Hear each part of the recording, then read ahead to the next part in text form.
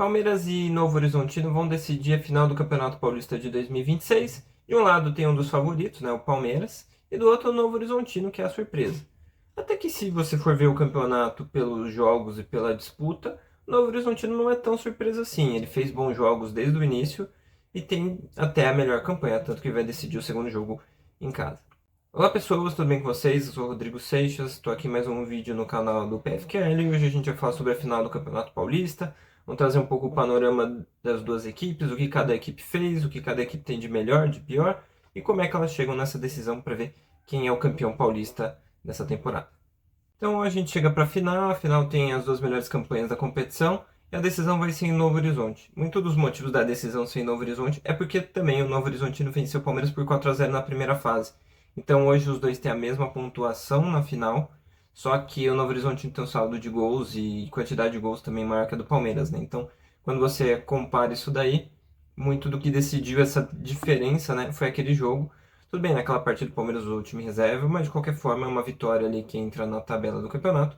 Campeonato que nesse ano é mais apertado, tem menos jogos e a decisão de cada jogo faz muita diferença, né? Então, um jogo como esse, em que o saldo do Palmeiras fica muito para baixo e do Novo Horizontino fica muito para cima, ajudou muito a final ser com o segundo jogo em Novo Horizonte. E o primeiro não vai ser em São Paulo, vai ser em Barueri, né? Então, os dois jogos da final, nenhum deles vai ser na capital de São Paulo.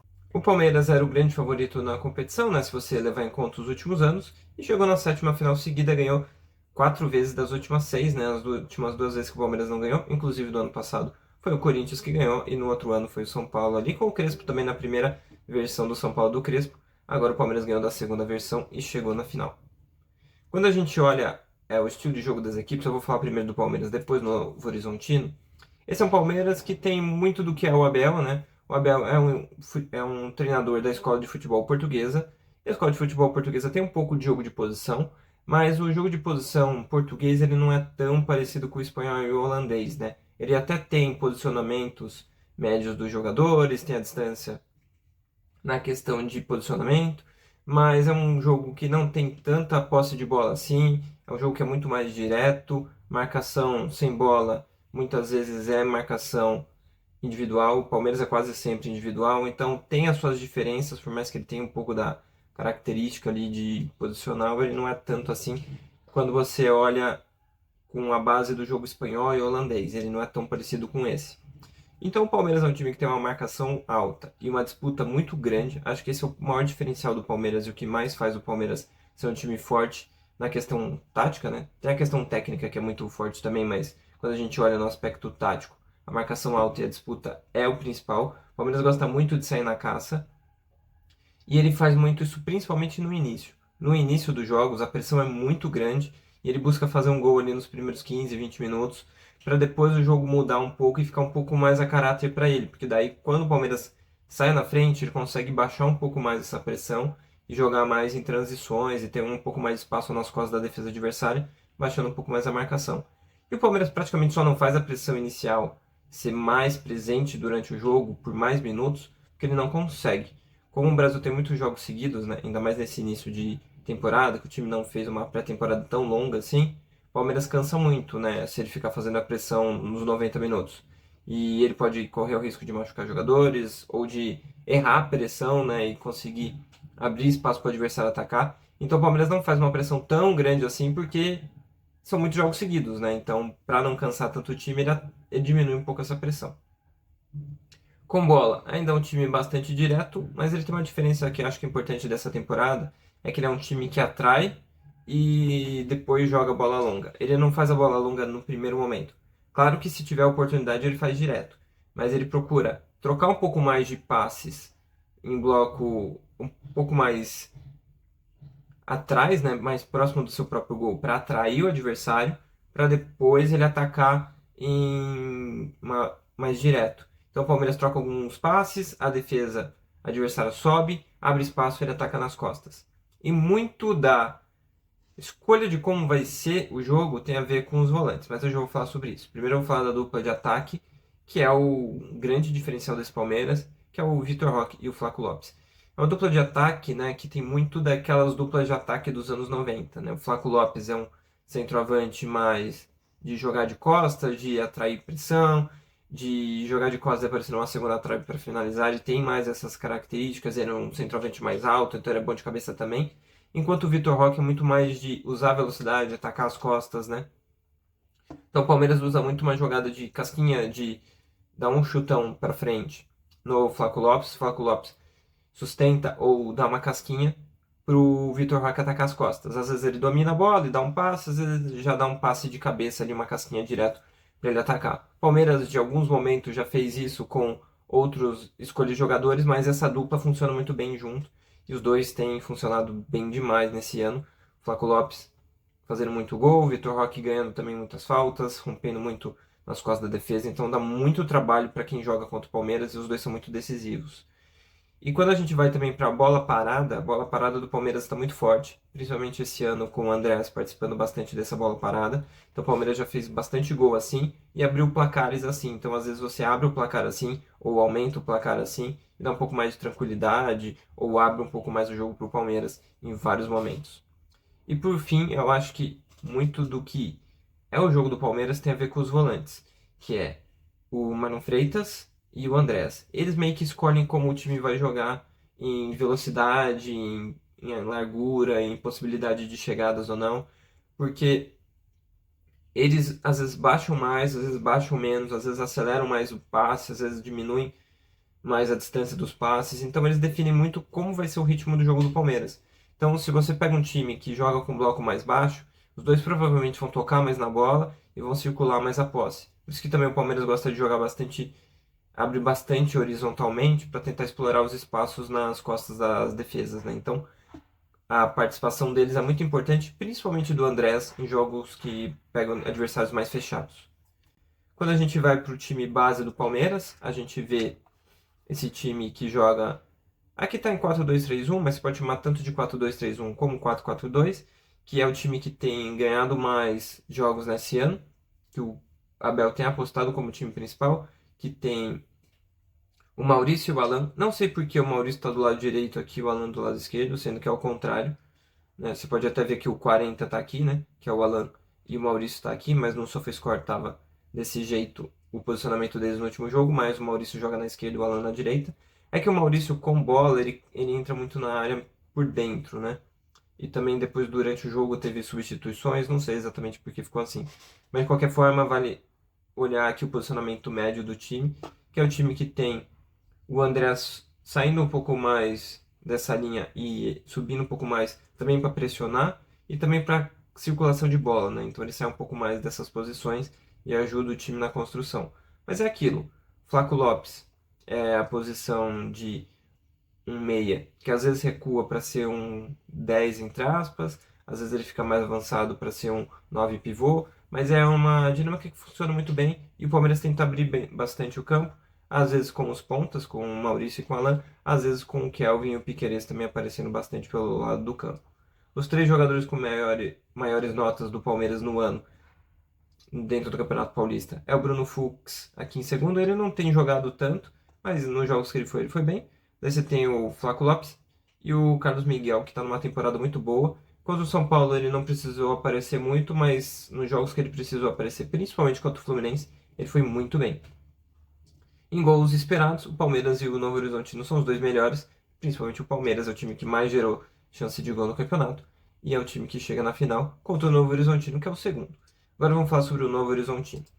Novo Horizontino é um time que chega na final com uma marcação e compactação muito boa. É um time que joga no 4-2-3-1 ou 4-4-2 muito bem compacto, né? O time do Anderson Moreira sabe se posicionar muito bem e fechar os espaços por dentro. Então, qualquer time que enfrenta o time do Novo Horizontino tem muita dificuldade de abrir esse espaço, né? Então, circular a bola horizontalmente acaba sendo algo muito importante. Tentar encaixar boas transições contra eles também acaba sendo muito importante, mas eles não permitem tanto isso, porque é um time que marca muito bem, muito compactamente, então isso atrapalha muito. Que nem o Santos, ele conseguiu até fazer um gol no Novo Horizonte, atacando bem pelo lado e tocando para trás para uma finalização. Acho que é algo que quem enfrenta ele pode tentar fazer isso, mas é um time que dificilmente dá esse espaço. O Corinthians teve muita dificuldade de achar esse espaço, ainda mais o Corinthians que é um time que não joga tanto com pontas, né? Então ele tem um pouco essa dificuldade, por mais que os laterais subam e tenham algumas chances, né? Inclusive teve um chute do Mateuzinho no segundo tempo que levou um certo perigo ali, mas é um time que tem muito claro a marcação e o Palmeiras vai precisar muito abrir essa defesa se quiser vencer o jogo. E eles têm um contra-ataque muito forte, né? Então, se o Palmeiras estiver construindo uma jogada e errar alguma coisa, o contra-ataque deles é muito forte. E foi muito forte no campeonato inteiro, né? Naquele jogo contra o Palmeiras. Fez 2 gols de contra-ataque no Palmeiras, né? Então é algo que é muito presente no jogo deles. Eles também têm uma boa bola parada, né? Então eles também têm muito bons posicionamentos, um bom entrosamento em bola parada e também são muito perigosos assim. E tem uma jogada que eles são muito bons e fizeram um gol assim no Corinthians, que é um cruzamento na segunda trave. Quando o time tem bastante posse de bola, ele abre bastante os jogadores horizontalmente e coloca principalmente os laterais, ou até mesmo o Robson, numa segunda trave para receber um cruzamento nas costas da defesa, nas costas do lateral. E fizeram um gol assim no Palmeiras e fizeram um gol assim no Corinthians. Então, é uma tentativa que eles fazem muito bem e sabem muito bem como levar vantagem nesse tipo de jogada. E eles têm pouca posse de bola, né? Uma característica deles é o time que só tem 41% de posse de bola. Se eu não me engano, é a 16ª posse de bola no campeonato, que faz com que eles tenham a última. Então é um time que não está preocupado em ficar com a bola, ele está preocupado em marcar bem, em compactar, em sair em transição para atacar. E assim, 41% de posse de bola? Pouco, pouquíssimo. Mas eles foram o segundo time que mais geraram chances de gol. Então não quer dizer que eles sejam um time que só fica se defendendo. É pelo contrário. Eles se defendem para que o time adversário suba a marcação, eles consigam contra-atacar. E também tem outra estatística importante, é que eles são o segundo time com mais recuperações de bola no último terço. Então é um time que pressiona muito bem alto também. Se o Palmeiras faz bem isso, o Novo Horizontino também faz. Então acho que essa questão de pressão vai ser muito determinante na final. Então quando você olha o time no campeonato, o Robson, o Rômulo e o Dantas são os 3 melhores jogadores do time. E eu concordo, né? As notas deles são boas e eles têm feito muito bons jogos, né? O Dantas consegue limpar muito bem a entrada da área. O Rômulo é o 10 que transiciona muito bem, tira o time da defesa e joga o time para ataque muito bem. Inclusive, ele é jogador do Palmeiras e tem até uma dúvida aí se ele vai jogar a final ou não. Se ele não jogar, o Novo Horizontino perde muito sem ele, mas com ele jogando, é um dos principais jogadores do time porque tem muito bem essa questão de sair da defesa para o ataque. E na frente tem o Robson que, além de fazer gol, consegue dar muitas assistências, então ele é muito participativo. Quando você olha o mapa de posicionamento, você vê que é um time bem compacto, né?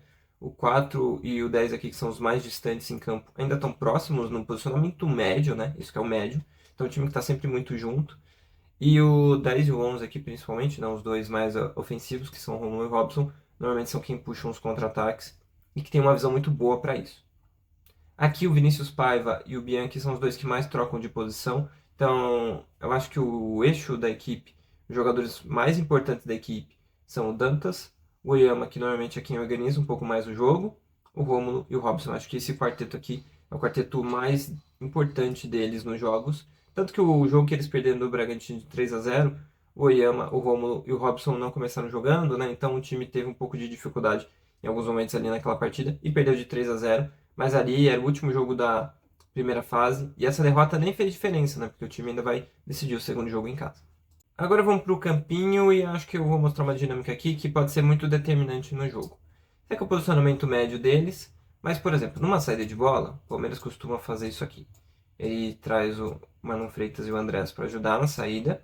Os laterais muitas vezes ajudam também, às vezes eles ficam um pouco mais avançados aqui. Mas a ideia do Palmeiras sair assim é atrair o adversário, né? Vamos dizer que o. E eles costumam fazer isso, né? O Novo Horizontino costuma marcar alto, trazer o Novo Horizontino aqui para frente. E a ideia do Palmeiras é atrair o adversário para frente para ter esse espaço aqui nas costas, né? O Palmeiras é um time que busca muito atacar as costas da defesa adversária, então ele quer ter esse espaço aqui aberto para ele poder atacar. Então, quando ele faz isso, claro que o goleiro vai subir um pouquinho aqui também, então diminui um pouco esse espaço livre. Mas vamos dizer que a bola está aqui com um desses jogadores. A tentativa vai ser de jogar a bola no Flaco, principalmente. Se ele conseguir fazer uma casquinha nas costas, o Vitor Roque já vai correr nas costas. Se ele não conseguir fazer essa casquinha, ele pode cabecear aqui mais por dentro. E a bola pode vir num Alan para ele dominar e acelerar. E daí o time inteiro corre para frente para fazer o adversário correr nas costas. Então é uma possibilidade. Também tem uma outra coisa que o Palmeiras faz.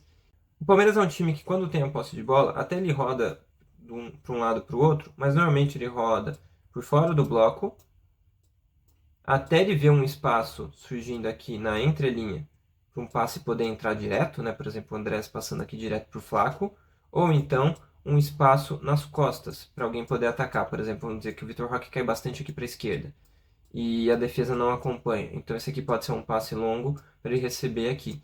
Então o Palmeiras, o que ele faz? Ele fica girando a bola nessa região aqui do campo.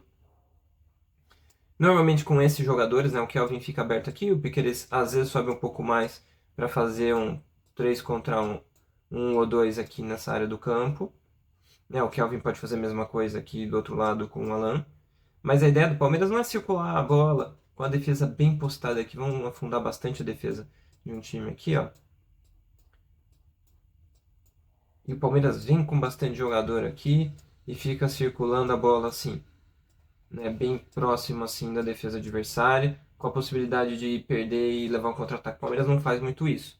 Se bem que a ideia faz com que o jogo do Palmeiras, combinando as duas ideias de jogo, né, faz com que o Palmeiras provavelmente vai ter mais posse de bola. Então acho que o Andrés e o Marlon Freitas são jogadores mais importantes para terem um bom dia de jogo do Palmeiras, para o jogo do Palmeiras ter volume e gerar perigo. Mas se eles estiverem num dia ruim, ou Murilo ou Gomes, e errar alguma saída aqui, o Palmeiras vai ficar muito livre para levar contra-ataques. E aí o jogo pode ser decidido nesses contra-ataques. Tanto que o jogo do Palmeiras contra o Novo Horizontino no primeiro turno da competição, né, primeira fase, melhor dizendo, o Palmeiras tomou 4 gols. O primeiro foi em bola parada. O segundo foi no cruzamento na segunda trave, nas costas, né? Que o Palmeiras deixou espaço para o Robson aparecer na segunda trave e fazer o gol. E os outros 2 gols foram roubando bola no campo de ataque do Novo Horizontino, né? Então o Palmeiras errando uma série de bola e tomando contra-ataque. Então acho que isso é muito importante no jogo. O Palmeiras sair bem da pressão e atacar as costas. E o Novo Horizontino funcionar bem na pressão e atacar o Palmeiras em contra-ataque. Acho que isso vai decidir o jogo. E claro, a bola parada dos dois times é boa, então isso pode definir o jogo para qualquer um dos lados também. Então é isso, espero que vocês tenham gostado. Esse aqui é o vídeo sobre Palmeiras e Novo Horizontino, final do Campeonato Paulista. Palmeiras é obviamente favorito, muito mais na questão do elenco ser muito forte, a questão de disputa dos jogos e de qualidade dentro das partidas dos dois são muito boas, né? Acho que o Novo Horizontino faz uma competição muito boa, mas não dá para dizer que eles são favoritos, apesar de jogar o segundo jogo em casa e lá estarem invictos na temporada e terem não só estando invictos, como tendo vencido todos os jogos lá. O Palmeiras ainda tem jogadores melhores, está fazendo um campeonato bom também, está com um time mais consistente do que estava na temporada passada, então o Palmeiras entra como favorito para esse jogo. Mas claro, pelo que o Novo Horizontino já fez, ele tem chance, o Palmeiras tem que entrar com cuidado e vai ter que fazer uma boa partida, 2 boas partidas, né, para conseguir ser campeão. Então é isso, até o próximo vídeo e valeu!